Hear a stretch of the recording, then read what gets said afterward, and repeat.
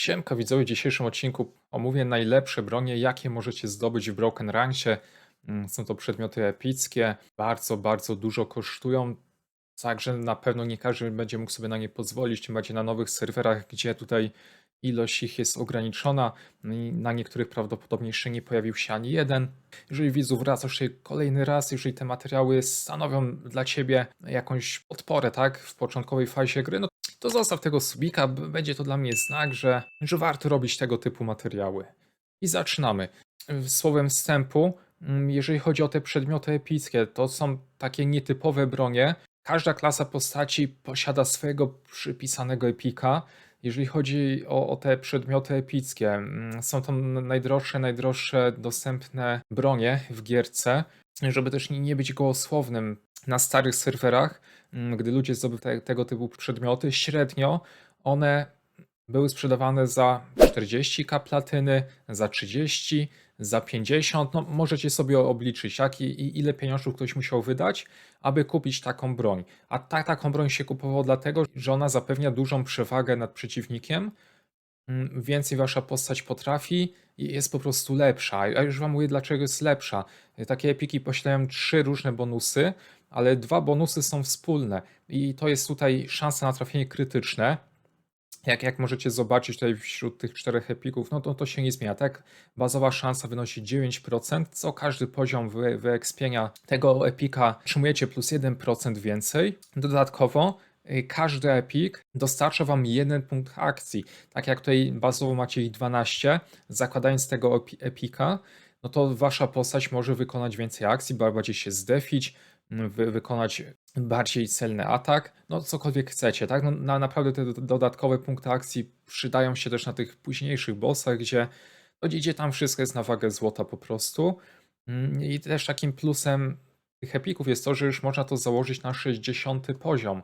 I to jest ważne. I tu jeszcze taka rzecz, o której warto pamiętać, to bardziej tyczy się postaci fizycznych, ponieważ tutaj macie coś takiego, no dajmy sobie tutaj na to Imisindo. Każda broń posiada obrażenia jakieś bazowe. To te bazowe one się jakby skalują z naszym levelem. Bazowo tutaj powiedzmy Imisindo ma 80 tych obrażeń. Spoglądacie tam sobie na te obrażenia bazowe, dodajecie swój level i macie odpowiedź na to, ile taka broń posiada tych obrażeń. Więc ogólnie jeżeli chodzi o te bronie, porównując właśnie do jakichś tych innych rarów, do sklepówek, no to jeżeli chodzi o te punkty obrażeń, no to one sieją największe spustoszenie. I widzę, omówimy sobie każdego epika pokrótce, bo tu naprawdę nie ma też co za bardzo tłumaczyć. No to one tutaj są te przedmioty 10 rangi. Ja myślę, że to też w pewien sposób dlatego, znaczy ja wiem, że te epiki dawno temu się pojawiły, ale weźcie pod uwagę, że z racji tego, że są 10 rangi, nie jak jakieś tam skoksowane rary 11 i 12, no i dzięki temu te ulepszenia nie są takie bardzo drogie, tak? Nie są kosztowne, gdy tam planujecie podnieść statystyki. A jeżeli jesteśmy przy statystykach, no to tak dużo osób narzeka, że tych statów no nie ma zbyt wiele, tak? Biorąc pod uwagę, że są to naprawdę najdroższe przedmioty w grze. Ale ponoć coś tam się ma w przyszłości zmienić. Mają być jakieś epiki V2. Nikt nie wie o co chodzi, czy to będą nowe przedmioty, czy tu będzie można dokonać jakiegoś upgrade'u. No nie wiem, nie mam pojęcia, ale to miejcie na uwadze, że coś tutaj w tej materii może się pozmieniać, możliwe, że oglądasz ten odcinek, no i to już wszystko wiesz o co chodzi. Coś chciałem jeszcze powiedzieć na temat ogólnie tych epików i wleciało mi z głowy, może przypomni mi się na koniec i przypomniało mi się po zakończeniu nagrywania. No nie powiedziałem najważniejszego, skąd zdobyć te epiki. Także epiki, słuchajcie, możecie zdobyć z każdego bossa, ale oprócz 2 nie zdobędziecie tego ani z Herszta, ani z Krzyżaka, także te początkowe 2 bossy, one są mega dobre. Jeżeli chodzi o zbieranie synergetyków, no naprawdę nie trzeba wysokiego poziomu, żeby sobie to farmić, ale miejcie na uwadze, że nie macie szans na złapanie epickiego przedmiotu.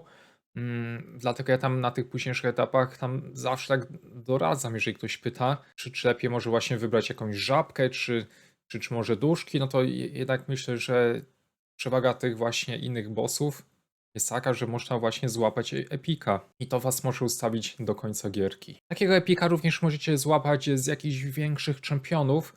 No tutaj dokładnie nie będę wam mówił jakich, bo do końca się nie orientuję, jeżeli chodzi o te niższe przedziały, ale na pewno no, można zrobić to z takich czempów już jakby, które znajdują się w okolicy garnizonu, tak?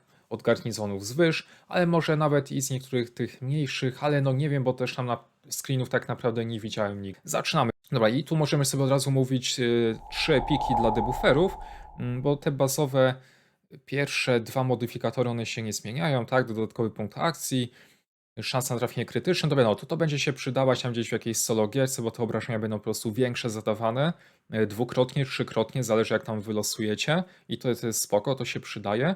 Każdy tutaj Epic, tak, Adstawa i Misindo i Washi, one posiadają modyfikatory trafień fizycznych. Bazowo to jest 20% plus 2% co poziom. Gdy taki Epic się wyekspie na 6-7 poziom, no to tych modyfikatorów jest już bardzo dużo. I już wam mówię o co chodzi z tymi modyfikatorami. Chodzi o to, że powiedzmy im macie więcej z ranking, więcej wiedzy, zależnie od profesji, no to tym wasze tutaj procenty przeciwnika będą jeszcze większe. One po prostu potęgują możliwość trafienia przeciwnika, tak? Oczywiście tymi swoimi atakami, no tutaj Voodoo będzie miał wyższy procent na tutaj debuffy z uroków, Uchi będzie miał tutaj lepszy procent, żeby trafić tymi strzałami w przeciwnika, a Shield będzie miał lepsze procenty z bliska. Tak, także to bardzo, bardzo jest pomocne, no właśnie przy tych większych bossach, gdzie tam i tak ludzie posiadając całą full eku, no nie mają jakichś dobrych procentów, no to taki Epic pomaga i to mocno. Dobrze, przechodzimy dalej. Epic Żmij dla D-Majora, tak, Maga Ognia. On tutaj oprócz tych bazowych modyfikatorów posiada szansę na podwójny atak, to jest 10%, plus 1% co poziom, więc powiedzmy, gdy taki Żmij tam ma już 6 poziom wyekspiony, no to już tam jest 16% na podwójne. Często, słuchajcie, barbarzyńcy narzekali na to, że ich Epic jest słabszy. Za chwilę pokażę wam dlaczego. Barbarzyńcom zależało na tym, aby otrzymać podwójny atak. No i te trochę synergetyki jakby wyręczyły w tym, ale no moim zdaniem również ten Żmij, porównując do Epika dla Barbara jest o wiele lepszy, no bo podwójne ataki, no to jest po prostu, wiecie, bazowo możecie wykonać 5 ataków, a posiadając takiego Epika, no to macie tam jakąś szansę, że tych ataków wykonacie 10, tak? Bo każdy wasz atak będzie miał szansę na wykonanie jeszcze raz. Także no, żyć nie umierać z takim epikiem. Wiadomo, mana się będzie kończyć, a na tych późniejszych etapach, no to podbija się więcej many, żeby jakoś zaradzić temu zużyciu, biega się z druidami, no i jakoś to idzie, no bo no, takiego epika dla Maga Ognia to każdy sobie życzył naprawdę na starym serwerze i ten epik był najdroższy. Tak jak niektóre epiki były tam 2 razy tańsze. Następny epik dla druida. Niektórzy mówią, że jest to najlepszy epik w gierce. Wydaje mi się, że chodzi mi o to, że jest po prostu bardzo, bardzo użyteczny. A jest z tego powodu użyteczny. Znaczy on posiada wyssanie many. No to w sumie do tych procentów nie ma co się odnosić. Wytłumaczę wam po prostu o co chodzi. Druid wykonując sam atak z bliska, tak, z tego swojego uderzenia. Jeżeli trafi go, no to tam pobiera procentową ilość many. I to jest mega przydatne, no bo to wiecie, jak druid nie ma many, no to druid się nie przydaje w PT. Więc ta mana mu się nigdy nie kończy. Dzięki temu może solować jeszcze więcej instancji różnorakich. Otwiera mu to naprawdę tutaj szerokie pole manewru, więc posiadając tego epika, to ta gierka naprawdę jest dla niego łatwiejsza, nie jest tak uciążliwa. No i moim zdaniem chyba taki najbardziej zbalansowany właśnie epik, zrobiony typowo pod profesję, dla której właśnie te zasoby są istotne. Także warto mieć na uwadze, że coś takiego istnieje. No na pewno na tych nowych sferach to będzie trudne do zdobycia, bo tutaj druidów gra dużo, ale w przyszłości może, jak zrobicie coś innego, będzie szansa się wymienić z kimś, tak, za taką latarnię. Dobrze, i tutaj mamy epik dla barbarzyńcy. Sami możecie spojrzeć, że no te bonusy nie są jakieś mega, on po prostu, tak jak tutaj druid posiadał wyssanie, tak jak Mag Ognia posiadał szans na podwójny atak, tak posiada dodatkowe większe obrażenia od ognia. No co prawda powiedzmy, że on tam bije jakoś te 12% więcej już bazowo dzięki temu, ale ogólnie nie można porównać ataku tam powiedzmy z bliska do kuli ognia. Mag ognia te ataki wykonuje jako pierwszy, tak, z tych 2 damagerów. Moim zdaniem ten gościk, no mógłby tam zostać kiedyś jeszcze poddany na warsztat, żeby coś rzeczywiście zrobić. No też, nie wiem, ja tu widziałbym chyba bardziej coś użyteczniejszego. Naprawdę. Nie wiadomo, co tam w przyszłości nas czeka, tak? Jakiego typu instancje, może jakieś właśnie ogniste, no i taki gocik, to wtedy tam będzie jeszcze w ogóle bardziej poszkodowany od tego żmija. Ale tak czy inaczej, jeżeli Barba posiada ten epik, to nie jest tak, że on jest zły. On jest mega dobry, no bo tu szansa na trafienia krytyczne to robi swoje, tak? I dodatkowo najbardziej barbarzyńca tutaj patrzy na to, że faktycznie on te obrażenia wykorzystuje dość mocno, tak? No bo jego wszystkie ataki jakby tutaj są przeliczane z tego wzoru, więc im wyższy poziom, też tym większe te jego obrażenia. Także no, najlepsza broń dla barbarzyńcy, tak? Ogólnie tak mi się wydaje, że ten, kto będzie miał żmija, kto będzie miał Gordara na tych nowych serwerach, to on po prostu będzie pierwszy ubijał te najsilniejsze bossy, tak? Bo to będzie tam ułatwiało mocno drużynie. I następny epik, Alenor, jest to epik dla ryca, on tu posiada modyfikator obrażeń fizycznych, no czyli coś podobnego co właśnie ten Gorsik, tylko że są i bardziej uniwersalne, no to w ogóle ten epik jest tak skierowany pod grę solo, no i to dla mnie to jest trochę dziwne, bo no, rycerz to jest jako jedyna profesja tak naprawdę ustawiona stricte pod drużynę. Ja bym tu widział coś innego. Nie wiem, może nawet szansa na odczarowanie byłaby tu bardziej taka adekwatna. Z kolei jeżeli taki rys jest nastawiony na solo grę, to mogłoby mu to nie pasować. Więc nie wiem, no, jeżeli tu ogląda to jakiś rys, to byłoby spoko, gdybyś tutaj odezwał się w komentarzu. Co tu byś zmienił w takim alku? No bo wcześniej było tak, że tak jak każda profesja, powiedzmy tam dążyła mniej więcej, żeby założyć tego epika, to tak rycerz tego epika zakładał na końcu. On najpierw kompletował sobie full ekwipunek, tam jakieś ulepy. Niekiedy zakładał nawet nową postać i ubierał od podstaw, a tego epika sobie odpuszczał. I to takie, że rzeczywiście rycerzom jakoś mocno nie zależy na tym Alenorze, zwłaszcza, że ponoć Malus dostał tam chyba jakiegoś boosta. No Epic nie jest jakiś tutaj właśnie wybitny, nie ułatwia jakoś mocno tej gierki.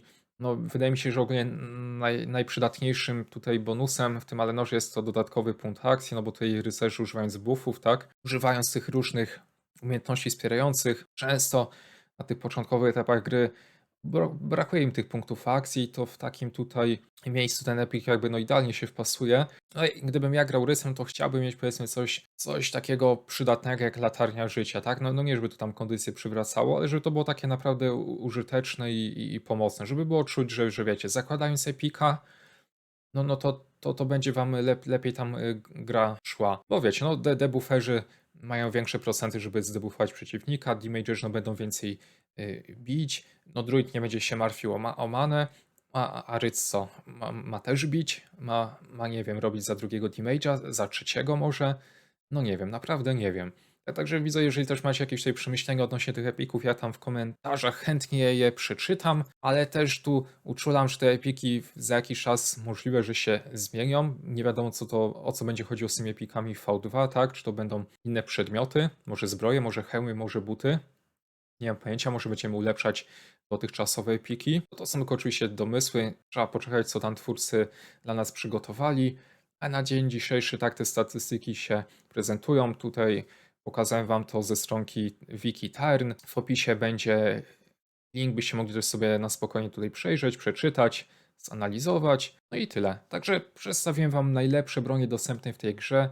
Prawdopodobnie długo nic ich nie wyprze, no bo to wtedy epickość tych przedmiotów straciłaby na znaczeniu. Że ja wam dziękuję i do zobaczenia. Cześć.